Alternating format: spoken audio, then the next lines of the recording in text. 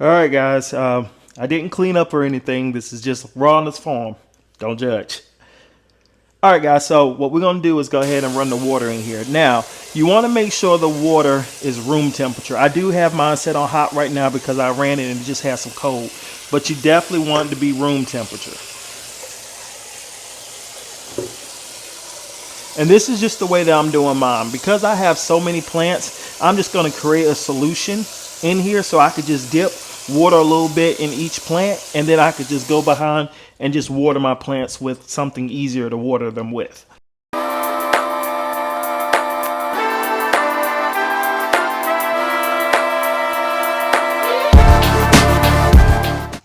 All right, guys. So, right here, the Monstera Escaltos, I had cut this. I don't know if you remember these plants right here. It used to just be one. I got in there just to do a repot because I could tell that the roots was coming out the bottom. And when I got in there, I realized I actually had 3 plants. I gave one of them to my mother-in-law. They have been doing fine. It's still hard trying to figure out their watering schedule because I went from having them in a big pot to now measuring them to them being in separate pots that are smaller. They are doing fine though. It did have a few more leaves on here, but I just went in there and just cut off what just didn't look good. Same thing here is going on too. Madridians, they are doing great. They do need some water. They are dry. They prefer their soil to be kind of like Monstera, stay a little bit moist. Put them on a moss pole or some type of pole, they will attach themselves to it. And I think that that encourages them to grow a little bit faster. My personal opinion that they're very slow growers. I've had some people to tell me that they are, that they don't think they're slow. I was like, okay. Madridians inside of self-watering containers. This is just my input on this. When you use a chunky mix for these, they don't work like they do if it was just indoor pot and mix or peat moss or something like that. I don't know if it has something to do with maybe the drainage and how it reads its moisture to know how to release. But every once in a while, I do find myself having to top water the plants that are in the self-watering containers just when they start looking like very just shriveled up. Now, the water is going somewhere, so I do feel like the plant is consuming it and the plants are doing healthier that are inside of them. But that's just a problem that I find myself. Now, I am a little worried that I might overwater these because I did water them right before I left. But I don't put a lot of water in them because I don't know really how much water I should be giving them. Now, maybe I should pick it up and do like a little weight measure, and that usually helps out. But honestly, guys, I did the repot and I kind of just said, they're done. I set them to the side and I just started working on everything else in the room. And of course, with life getting busy, it's just been a long time of me circling back. So me talking about this, I probably will just go ahead and just see how many days it takes for this soil to go dry. And then I go from there. My Los Teos Monstera this morning. Now, this did catch mealybugs. So this one and the Sympatica, I guess they was friends. So what I went ahead and did was just cut the part off that did have the mealybugs and just gone from here. Now this plant was really dry yesterday and everything was looking just like this plant right here, or this leaf. So I gave it some water and some of it's bounced back and we'll see what's going to happen and what don't. This was also a repot that I did. And I think that the mix was pretty good in here. I left it what was in it, which was a lot of indoor pot mix, but I did throw a little bit of extra perlite in there, and that's about it. I didn't add anything else. So I think this plant's going to do pretty good, possibly start getting the care that it needs. I kind of bought this plant and just set it to the side, and that's what happens sometimes if I get plants on an impulse, is that I'll purchase a plant, I'll give it a little bit of care, set it to the side, and I keep it moving and never come back for it. And until I start to notice something's wrong, something's not green, then I'm here. So getting better with on a more strict policy of I don't impulse buy anymore has really been this summer. I think I can count on my hand how many plants I've bought. I have the plants that I want right now. I'm very happy with what I do have. And it's always room for you to learn your plants. Sometimes what worked doesn't work. Sometimes a juvenile plant or a small plant, however way you call it, doesn't require the same care needs that a mature plant does. As they get bigger, you start to learn that. Monsteras, when they're really small, they don't like a lot of grow light pushed on them. But as they get bigger and your room light isn't substantial enough for them, then they love these grow lights. They almost need them in order for them to grow to be as big as you want them to be. But Monsteras are a lot of work because although they are very simple and very easy, the smallest thing can bother them and they can instantly just start declining. And it makes it almost impossible to stop it sometimes if you're just not intentional about getting. This one right here is on the floor because of mealybugs. So I know seems like we have a routine thing going on around here. So I've already been checking all the plants, of course, and making sure that they're fine. But this is just what's going on. So I pulled it off. I put it to the floor. I have it completely isolated. Now, I could have removed it all the way from the room, and that probably would have been the best, right? But I have this plant on the floor because I don't believe the mealybugs can just fly from one plant, fly all the way up to get over to another side of the room. I haven't seen that before. Secondly is that I've noticed that if I set the plant to the side or somewhere that it normally isn't, I'll forget to care about it, which usually causes the plant to go worse and decline. So what I'm thinking to do with this is because the mealybugs, it's not a lot of them. And if you wasn't right up on the plant, you wouldn't even know it because, I mean, it for the most part, it is a very healthy plant. But I'm just going to cut this plant all the way up to the soil just to make sure that I don't have the mealy bugs at all and just go from there because it's just Addisoni. And what I mean by that is that I know that this plant's going to grow very quick. I know it's going to grow back, but I know that having a sick plant is not going to be what kind of plant I want in this room. And I also don't want to get the rest of my other plants sick as well. It's well worth it most of the time to go ahead and just cut the plant if it has something like thrips, has something like mealybugs, to go ahead and just cut at its roots. The whole time, still spray your plant before you get ready to cut it, because the last thing you want to do is get ready to do your repot and you have mealybugs on top of your leaves right here. And when you get ready to drop it in there, you have mealybugs in your new soil already. Okay, so we don't want to do that. Put us a little light over here. All right, and now we can get into talking a little bit about the Monstera Thai constellation, right? Well, first off, it really is almost time for me to go ahead and repot this plant because that's the root right there. That's at the bottom. Now, this is the thing, is that the longer I keep this in here, the most likely that this plant is going to create some type of root rot because the water is just going to start sitting at the bottom and the plant health is just going to be declining. I'm nervous about repotting this one, guys. You know, this was one of my Thai constellations that I got from Lowe's for 30 bucks. I want to say around Christmas time. So they have just been growing. One of them did get thrips though. I don't know where and I don't know how. It was the only plant in here that got thrips. I don't know. I mean, soon as I saw that plant had thrips, I immediately sprayed and wiped everything down over here because I did not want to deal with that crap. But no other plant has it. And I am thankful no other plants have it because Monsteras are very prone to getting it. I believe that I brought this plant right here, my Monstera Lethnium, I think that's how you pronounce it. I brought this plant in, didn't spray it, didn't do anything, and boom, just stuck it there and just let it go.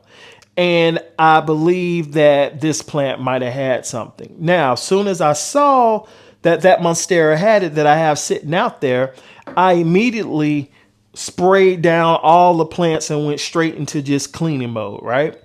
And I haven't seen nothing else since. I do have that plant. Let me show you the Monstera right quick.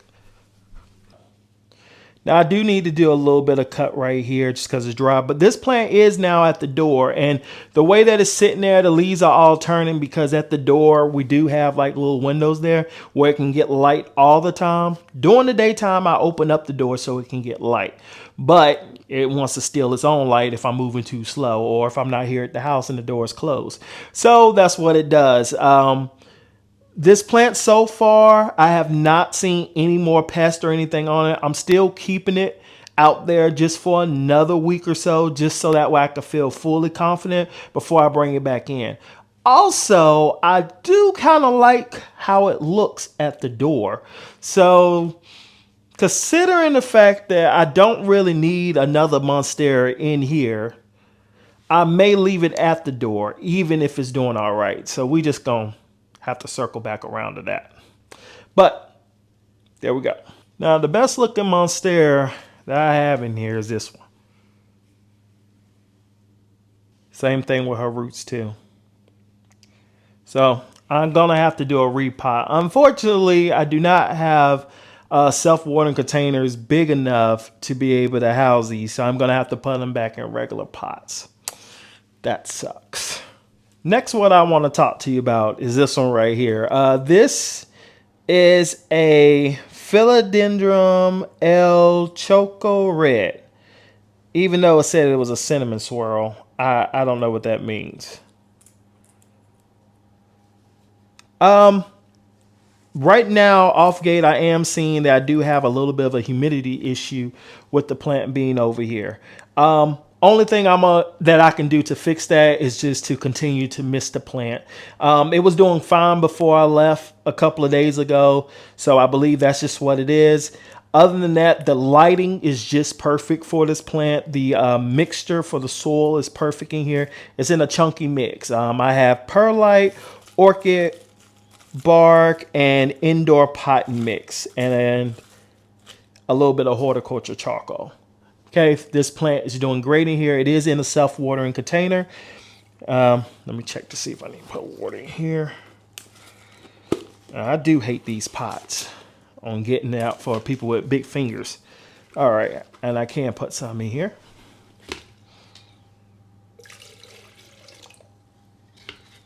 Here's the humidity issue. You can see when a leaf gets stuck, that just means there's just not enough moisture in a room. So you just got to spray water on it or put it by a humidifier or go from there. I'm going to put some water on it and pop it out because it's very rare that this does happen since I go around and do mist them for the most part. So we're just going to correct it. You can get your spray bottle, right? And all you need to do is just mist the plant.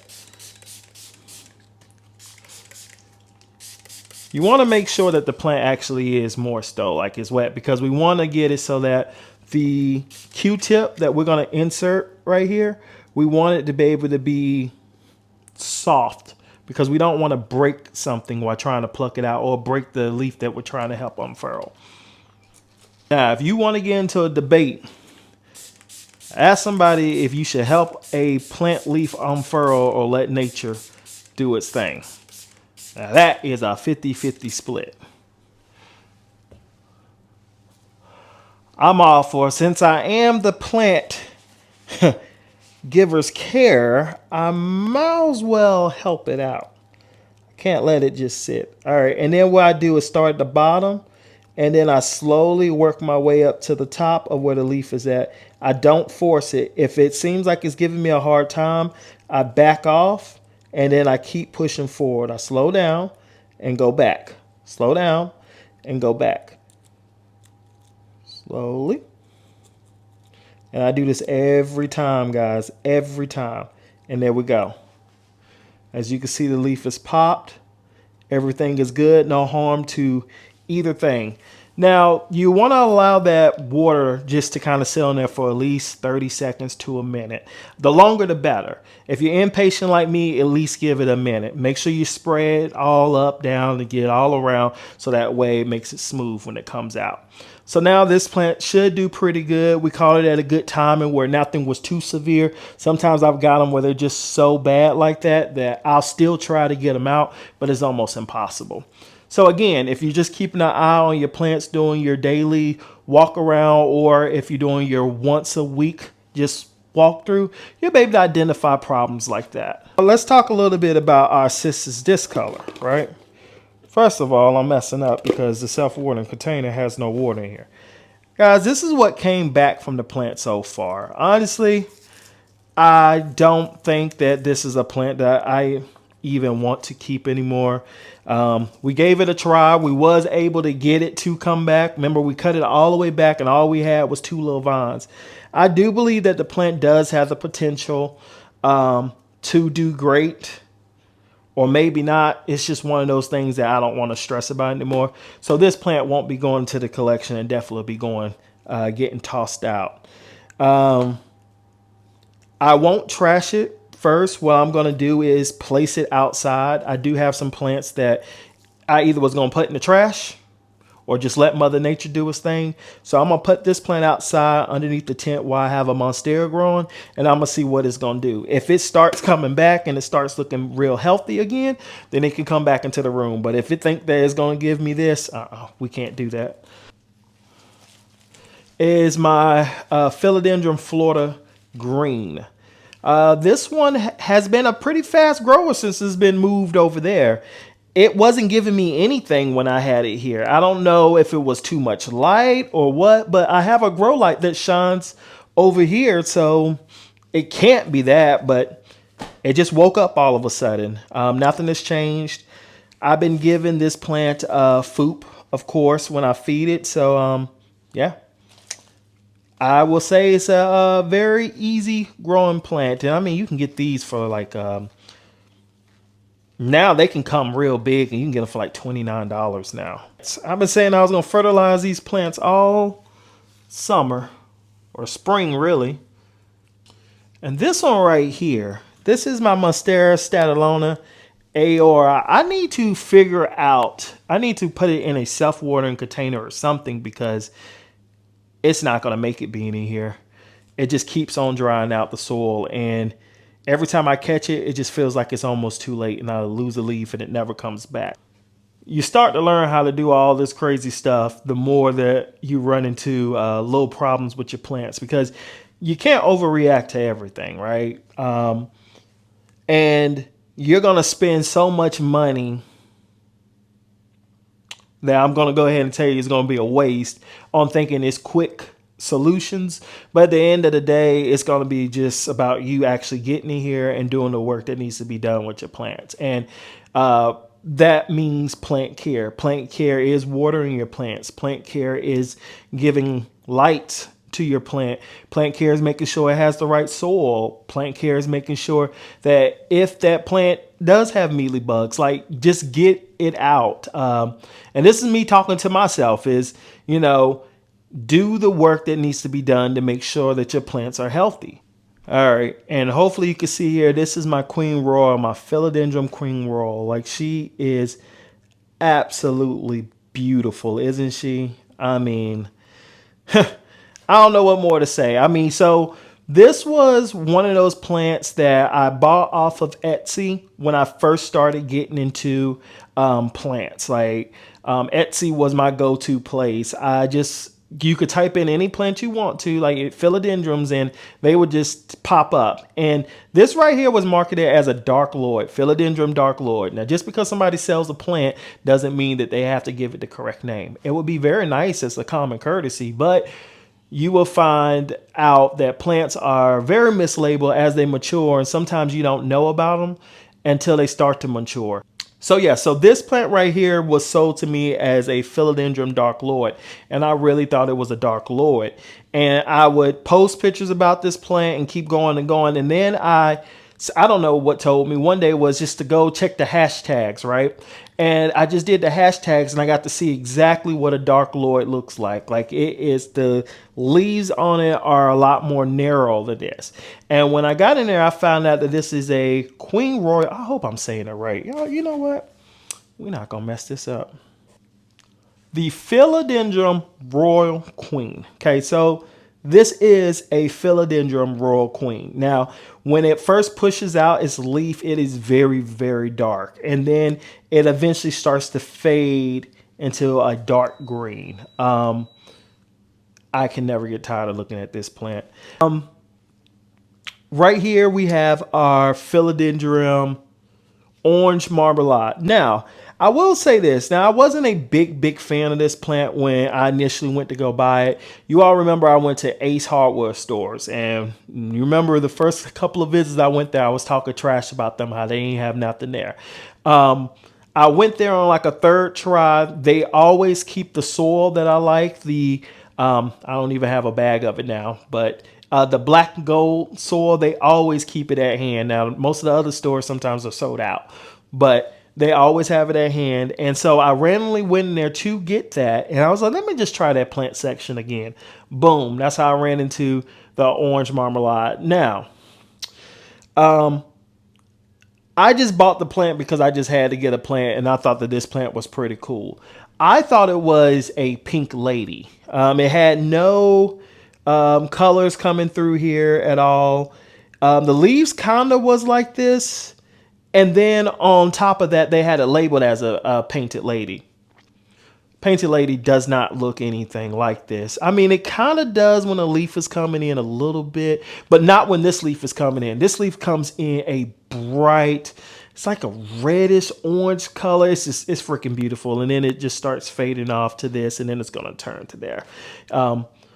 Hopefully we can get another recording when a new leaf get ready to come through. We have a new one that's getting ready to unfurl in possibly maybe 1 or 2 weeks. I'm not for sure. It's kind of hard because sometimes I could say that and it could turn around and be 3 weeks. I really don't know until it becomes. So hopefully we'll get us another video update so that way you can see that.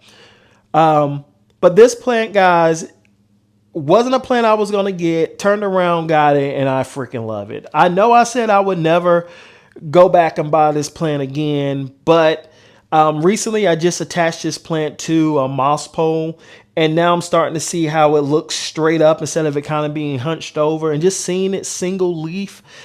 I don't know. I may start falling in love with this plant. I don't know. We're going to see. Next we have is our Filidendrum Congo. Green Congo. Now, this plant right here has definitely been an attention grabber for me. I just saw it at an auction and I just had to have it. Now I think that since I have so many plants right here and they're just big plants, I think it's kind of overshadowing him. So I don't know if I need to move him somewhere where the beauty can kind of be more appreciated, because for now I just see a plant sitting here. I don't really see this plant sitting here, and you know, I don't like that. So this plant's too beautiful not to get recognized more than what it is. Very easy growing plant. It is a Filidendrum Green Congo. Now back here, I don't know if you all remember when we did cut this Filidendrum Queen Royal, which at the time I called it a Dark Lord, and I got so many views off of that, and I had the plant name wrong, and it was because somebody sent it to me wrong. So you got to do your research. But this was one of the babies. I don't know if you remember that. Yeah, one of the babies. Now, this plant is not doing as great as it should have been doing, and ooh, it got some dryness going on here. Is because I had it kind of set to the corner, and it always was one of those plants I just get to it when I get to it, but I didn't really care about it that much. And then I was just like, you know what? Why am I not growing this plant out? And if anything, I can give it to somebody. So then I started caring for the plant, and it's doing a lot better. It does need some water, though. Let's see here. Should we water it from the top? Okay. Now, the soil feels moist right here, so I'm actually just going to water it from the bottom because I don't want to root rot it. This plant has so much dryness going on that all I'm going to do is just cut it, because I'm going to break some leaves trying to do it because it's just so frail. So I'm going to cut right down here.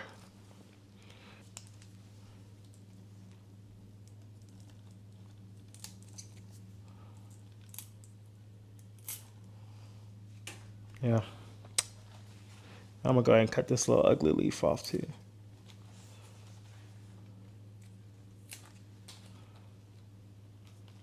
Yeah, that's so disappointing having to cut that off. But that's what happens when you don't pay attention to your plants. So hopefully we don't have to do that again. I still don't see anything to be wrong with this plant. Probably eventually I am going to have to cut this leaf because it just looks like the direction that the plant's going to grow is going to be facing here. And this leaf is never going to fully turn around, or it's going to be odd just hanging out. So we'll see. All right, guys, I'm going to perk back up. It always sucks when I have to do something like that off of a mistake I did, because you're like, supposed to be making sure they're good. It happens. Yeah. So right here, we have the Filidendrum Majestic. She is absolutely beautiful here, and she is growing. Remember when we went to the store? This was a couple of months ago. And well, it was the last time I went to the store and purchased some plants, like spent some money on some plants. This was one that I purchased. Remember, she was just down here on this moss pole, just her, and she is climbing away now. So that's pretty daggone cool. First, this is my first big leaf philodendron that I have taken care of. That's actually made it to be this big. I know. Next, well, I'm not gonna say this big because then we get here and this plant's big too.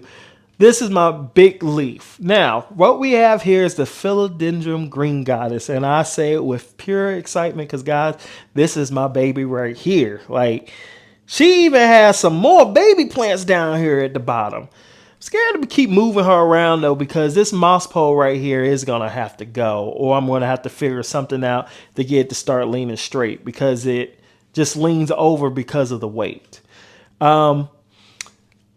It is time for me to get ready to cut this plant, but I'm just not ready to do it yet. I don't know where I would cut the plant at. I don't know if I would just cut right here to cut down, or if I would do a whole big cut here.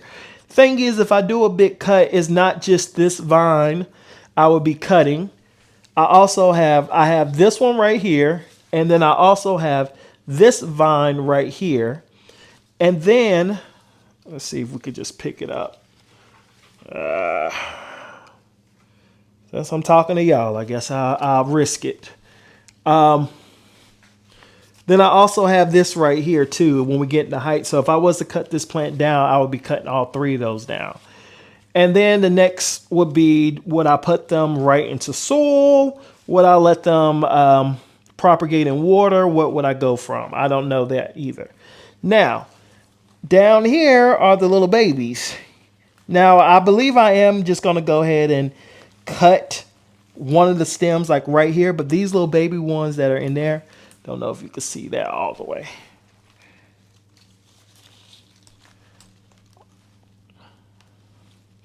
Hopefully you can see that. Those right there, I'm just going to leave those and just let them just do what they got to do because it's just too much work to get in there. That's what I'm thinking. Here we have our Philodendrum White Knights. And they are very dry. White Knights. Let's see. No, he's doing good here. I guess right now it seems like the stem is getting heavy, so I may need to put something, some support. Let's see what I have. All right, so now when I attach something to a pole or to a moss pole or something, I usually use two things. I either use this green Velcro plant tire thing, or I use graphene tape. It just depends on which one is better and which one is easier. Any route, right? And the next thing is to find out where's the perfect place for your plant to be able to put this at. Now, I put this towards the back of the plant. I didn't know exactly where the back of the plant was going to be until, boom, I attached it there, and that's where the back is going to be. So now what you want to do is get something to tie it to, which I'm going to have to set this plant down to tie it. All right, so guys, I actually found a smarter way to do this. Instead of having to put this stick inside the soil, I just put it on the outside of here. And boom, I did a tie, and here we go. All right, y'all stay tuned for part 2 because you're not going to believe what happened.